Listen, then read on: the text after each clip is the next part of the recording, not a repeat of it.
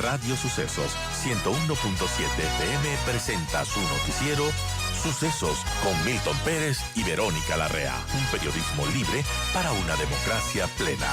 Los hechos y las opiniones de los sucesos que marcan nuestro tiempo.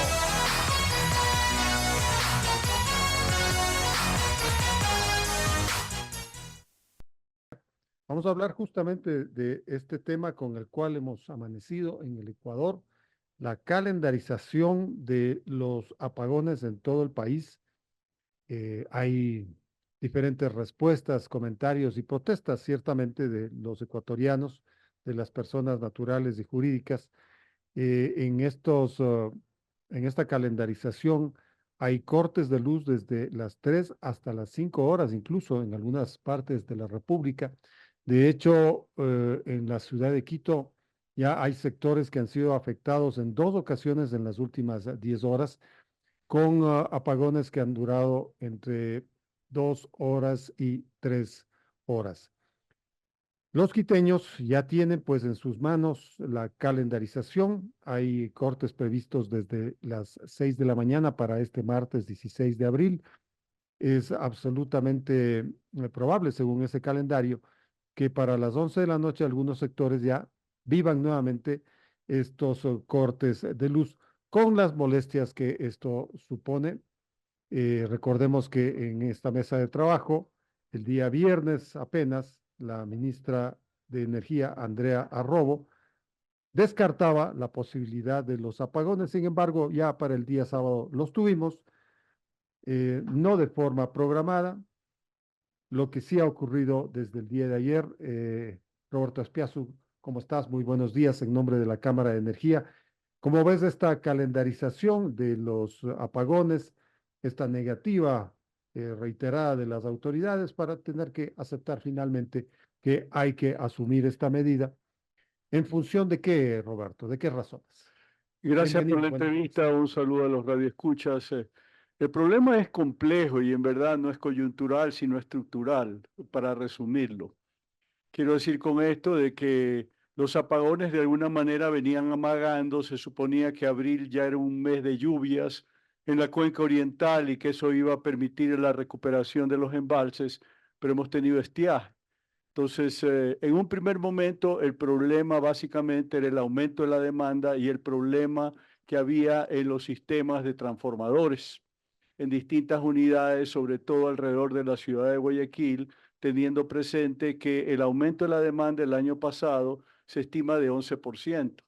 Y si uno no invierte, no se diga únicamente en el factor generación, sino también en transmisión y distribución, se empieza a tener problemas, de manera tal que en una primera fase el inconveniente era de que como consecuencia del aumento de la demanda, la capacidad de los transformadores estaba excedida y tenía que apagarse aleatoriamente en la medida que los niveles de capacidad subían a 98-100% para que no se quemen. De manera tal que esto fue lo que sucedió originalmente y no había manera de programar propiamente los apagones o las desconexiones. Claro, en lo estructural, pero en los últimos días, y eso lo admitió en esta mesa de trabajo la ministra, ella vio, aceptó la dramática caída de los niveles de Amalusa y de Masar, que estaban sosteniendo al sistema en las últimas semanas, dado que Coca-Cola Sinclair hace, ya van a ser 2 semanas, que tuvo un problema pues que nadie lo había previsto, que nació de un derrame en el OCP y que obviamente hubo que tomar las contingencias del caso en la central hidroeléctrica Coca-Cola Sinclair, que estaba sirviendo pues para tratar de amainar y que no existan estos apagones que finalmente han llegado. Sí, así es. El tema pasa, como decía hace un momento, que suponía que abril era mes de lluvias y finalmente no lo ha sido, hay estiaje, los niveles de embalse están prácticamente a niveles críticos, el de Masar ayer y el de Paute también, solamente 6 metros por encima de la cota crítica y desde luego con una expectativa desfavorable en lo que tiene que ver con su utilización a plena potencia. Eso no es factible en estos momentos, de manera tal de que para el día de hoy se espera que tengamos un déficit de potencia promedio en generación en el orden de 18%. Hay quienes indican de que esto podría incrementarse en ciertas horas hasta 1.300 megavatios. de manera tal de que el escenario ciertamente es preocupante y yo creo que estamos caminando a un punto que no va a quedar otra sino declarar en estado de emergencia al sector eléctrico. No veo otra opción en este momento. A esto se agrega la suspensión absoluta de las exportaciones desde Colombia. Bueno, las autoridades colombianas ya habían advertido de esto hace una semana, de que ellos también tienen el mismo problema. Incluso ellos tuvieron que racionar el servicio de agua potable en la República de Colombia. Pero claro, ahí viene un poco la confusión, porque el presidente Petro suspende en las últimas horas un gabinete binacional que estaba previsto con mucha antelación y lo hace por la situación del 5 de abril acá, es decir, por la entrada de la policía a la Embajada de México.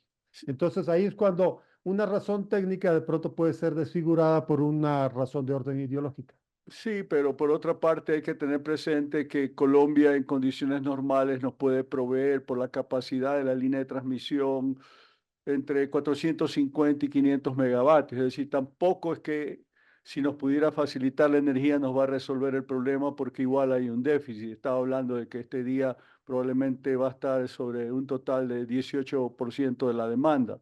De manera tal de que hay que tomar en cuenta esa limitación. Y creo que es muy importante también hacer un análisis extensivo de por qué nos encontramos en esta situación, porque básicamente no se ha hecho las inversiones que estaban programadas en el Plan Maestro de Electrificación. Hay un grave déficit en lo que eso se refiere y esto ha sido reconocido recientemente en un informe de la CENACE, que es el operador, la central de energía del Ecuador. Ahora, ¿qué significaría un eventual decreto de emergencia del sector? Yo pienso que eso apuntaría a poder hacer contrataciones más ágiles para efectos del estiaje que se suponía iba a venir recién en octubre del presente año y que se ha presentado en abril. Se iban a contratar unidades por 450 megavatios, unidades gas o duales, pero definitivamente las necesitamos mañana, de manera tal que hay que marchar mucho más rápido de lo previsto respecto a esos procesos y pensar desde luego en algún tipo de contratación adicional, porque por ejemplo, en este momento estamos pensando empezar a colocar primeras piedras en lo que tiene que ver con los proyectos de energías renovables no convencionales, empezando por Billonaco y SolarPac, que son respectivamente proyectos el uno eólico, el otro fotovoltaico, pero definitivamente esas no son soluciones sino en el mediano plazo. En el corto plazo tenemos que apostar a las soluciones convencionales que no son sino de tipo termoeléctrico. Financiamiento aparentemente sí hay. Se aprobó una ley incluso que se llamó No más apagones entre diciembre y enero de este año. ¿Qué pasó con esta ley? ¿Por qué tenemos apagones a pesar de tener una ley que preveía lo que iba a suceder? Porque el enfoque que tuvo esa ley era básicamente para favorecer a proyectos de energía renovable no convencional, que incluye hidroeléctricas también, pero por otra parte no previó una situación de esta naturaleza, tuvo un enfoque nuevamente demasiado estatista y yo creo que frente a lo que estamos atravesando hay que empezar a pensar en una reingeniería del sistema eléctrico del país que incluya pues todo este esquema que tenemos con la gran generadora que es ELEC, la transmisora que es Transelectric, 20 distribuidoras a nivel nacional, 11 de CENEL, 9 empresas de economía mixta a nivel provincial, de manera tal de que sencillamente hay un esquema que no está funcionando y es hora que comencemos a pensar en serio qué vamos a hacer hacia futuro, sobre todo porque entiendo que en el plan maestro que está por salir,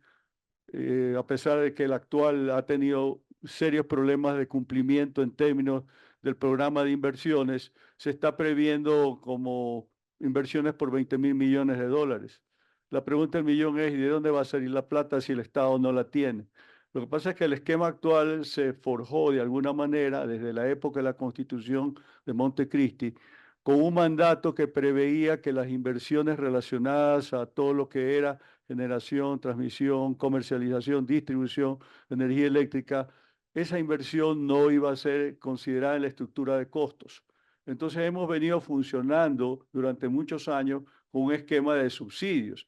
De acuerdo a un documento oficial del año pasado, el costo real de la energía promedio era de 14.5 centavos el kilovatio hora, y se facturaba, repito, promedio 9 centavos.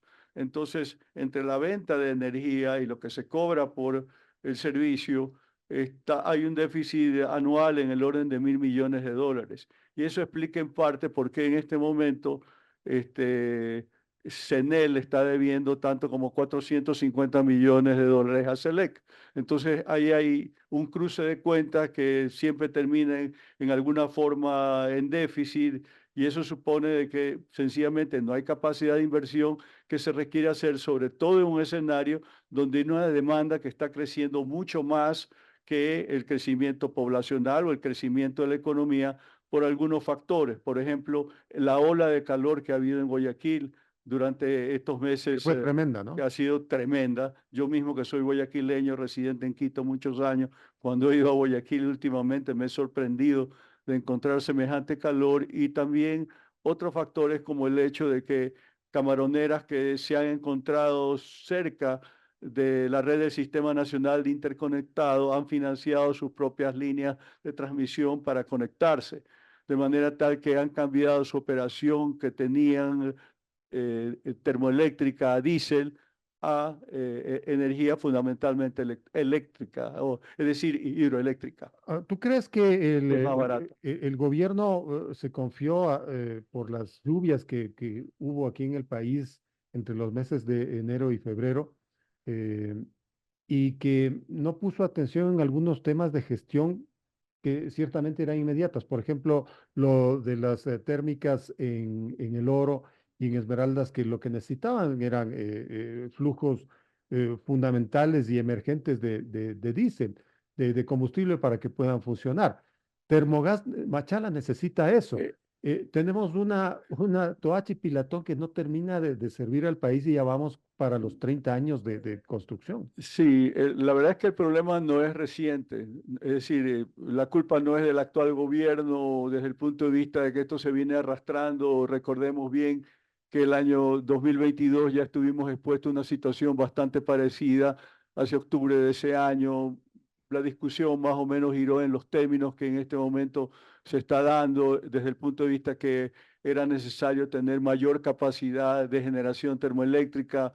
No se hizo prácticamente nada y estamos en la situación Claro, por eso hubo que los estamos apagones desde comentando. octubre del año Desde pasado. luego, Claro. así es. Hubo apagones que mermaron en febrero porque se adelantó una estación lluviosa que nosotros empezamos a verla con una previsión favorable, pero resultó que fue un espejismo, en el Claro, sentido no de que continuaron las en lluvias. abril no han continuado las lluvias. Si uno mira las curvas respecto a la pluviometría de la cuenca oriental, abril es un mes donde la curva Claro, asciende debería llover vertiginosamente, todos los días. pero hablando, por ejemplo, del tema particular de Termomachala, ahí hay un problema, pero ya desde hace años que no se resuelve, porque finalmente hay una capacidad de generación, hay unidades de ciclo dual y otras básicamente en gas, y de una capacidad potencial de generación de 234 megavatios, se está generando apenas entre 50 y 60 megavatios,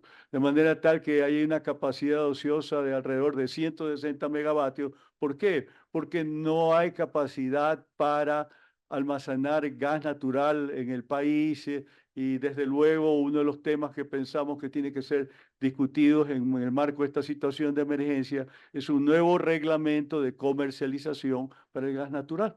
Y es increíble porque tienes ahí en la provincia del Oro, tienes el Campo Amistad, que hasta ahora no sale la licitación para poder aprovechar el gas de la zona. No sale la licitación y al parecer la decisión de Petroecuador es asignar un presupuesto de $100 millones para asumir directamente esa responsabilidad y no convocar propiamente una licitación que signifique involucrar un tercero bajo un régimen de servicios específicos que parecería ser no tan interesante para los actores que necesitamos a efectos de explotar con éxito ese campo. Pero es repetir el error de los 10 años del correísmo, en donde afincaba al Estado toda la capacidad de poner en funcionamiento todos estos programas.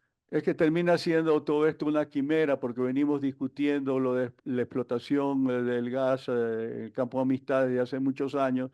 La realidad es que hoy, por ejemplo, para tener plenamente operativa eh, la central de Termomachala, requeriríamos una producción de más de 50 millones de pies cúbicos al día y estamos en apenas 15 con tendencia a declinar. Claro. Esas son las realidades.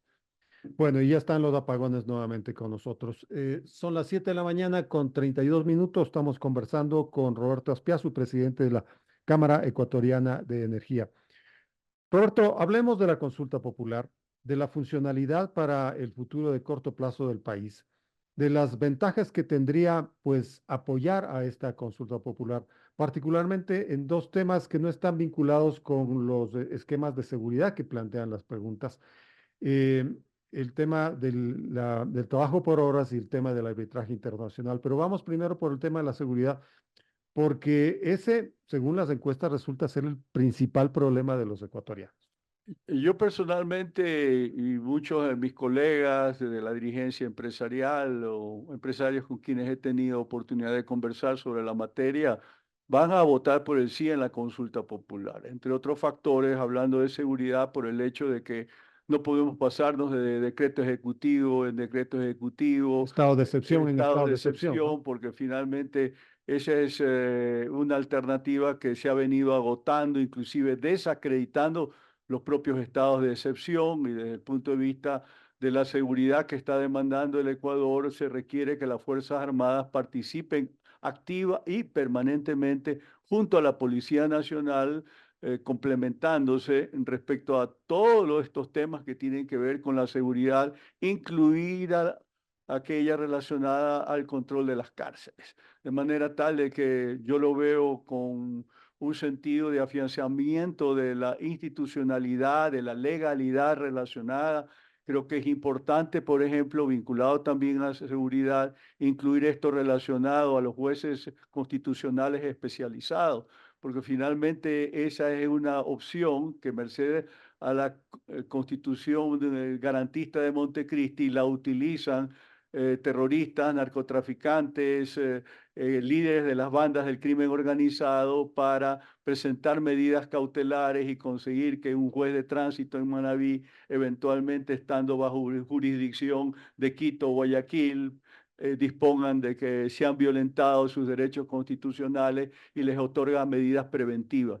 Esa reforma, por ejemplo, va a cortar de tajo un tema que ha venido comprometiendo con mucho la corrupción de la justicia y desde luego el relacionamiento que está venido teniendo de una forma estructural con el crimen organizado y con estamentos de la propia fuerza pública, especialmente de la Policía Nacional. Y un tema que pretende ser controvertido, que se lo tenía aparentemente muy claro hasta hace algunos días, la extradición de ecuatorianos a otras jurisdicciones internacionales.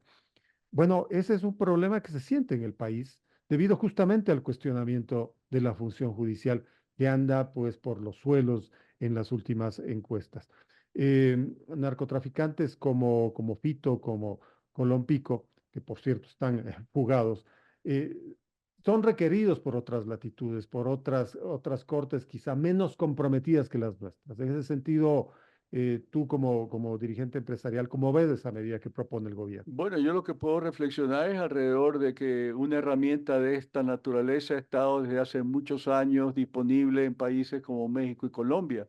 Y yo creo que de una manera u otra le ha funcionado porque finalmente sus cárceles tampoco son seguras y los capos de los carteles de la droga que eran apresados se fugaban prácticamente a discreción. Hay muchos casos, el más conocido de todos ellos y El Chapo relativamente Guzmán, recientes del Chapo Guzmán, de claro. manera tal de que nosotros de modo propio, como Ecuador, tenemos nuestros propios chapos que últimamente se han dado el lujo de, estando presos a discreción, salir, fugar y estar en este momento en libertad en paradero desconocido. Entonces, yo creo que, como digo, esa es una herramienta muy útil para efectos de una lucha efectiva contra el crimen organizado, proyectado todo esto en el mediano y largo plazo también.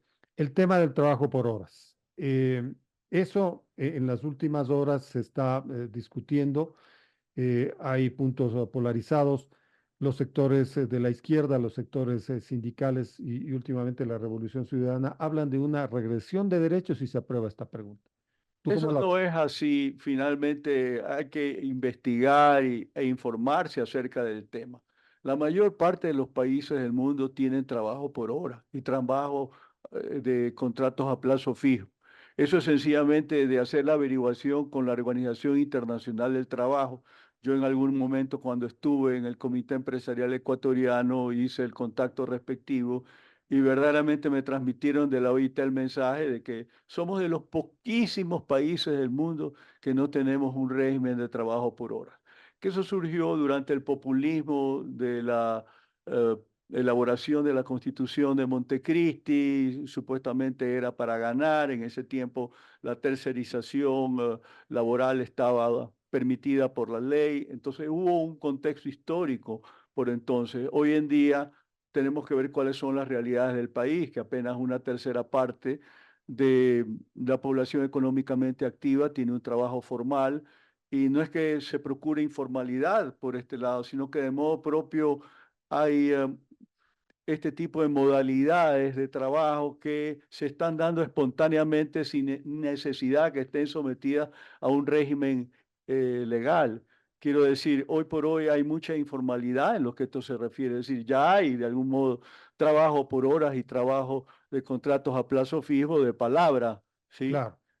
Para viabilizarlo, para tornarlo efectivo y la gente que necesita ganarse un dinero no está escatimando en algún tipo de argumento purista alrededor de que se violan derechos o algo por el O estilo. Es sea, decir, lo que habría es que trasladarlo a la formalidad, lo que ya hay que ocurre. trasladar a la formalidad lo que ya viene ocurriendo.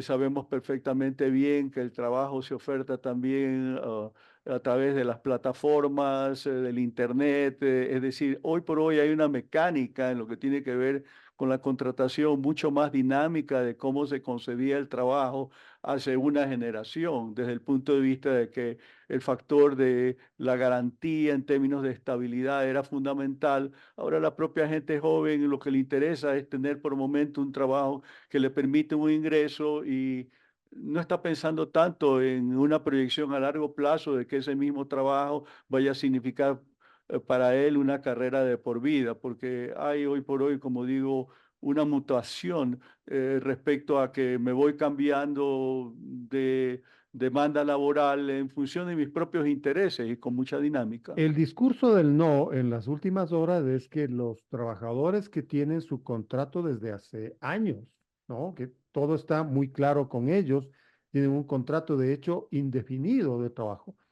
Si se aprueba el sí en esta pregunta, señalan que entonces ellos están amenazados en sus contratos y que van a trabajar por horas de aquí en adelante. No, eso no es así, está suficientemente aclarado en los anexos en el sentido de que ese régimen va a aplicar hacia futuro y aquellos que ya tienen garantía de ley en lo que tiene que ver con la estabilidad la van a mantener de forma invariable. O De sea, es una manera tal, falacia eso. eso es una falacia básicamente por razones políticas, porque en definitiva hay sectores que necesitan esta plataforma para reivindicarse y para tener discurso, aun cuando no sea verdadero. Del tema que no se ha hablado mucho, pero que sin embargo está demonizado, está satanizado, es del arbitraje internacional.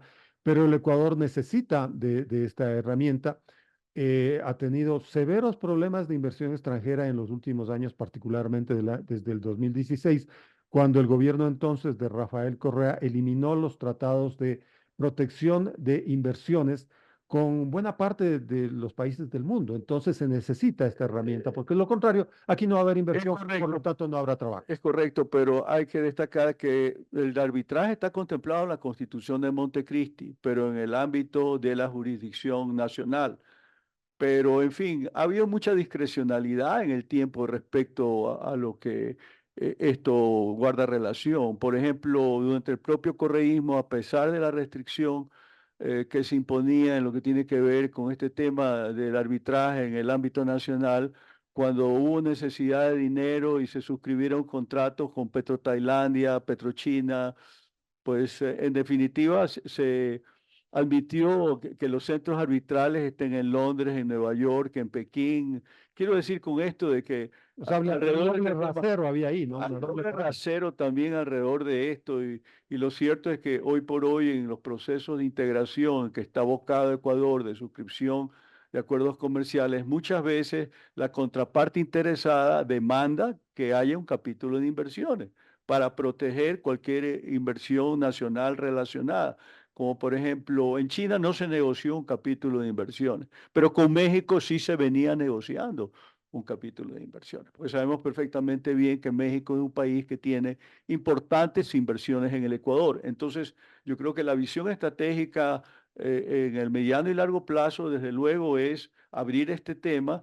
Eh, los arbitrajes internacionales son importantes para atraer la inversión extranjera. Yo estoy de alguna manera involucrado en eso hoy en día como presidente ejecutivo de la Cámara de Energía del Ecuador.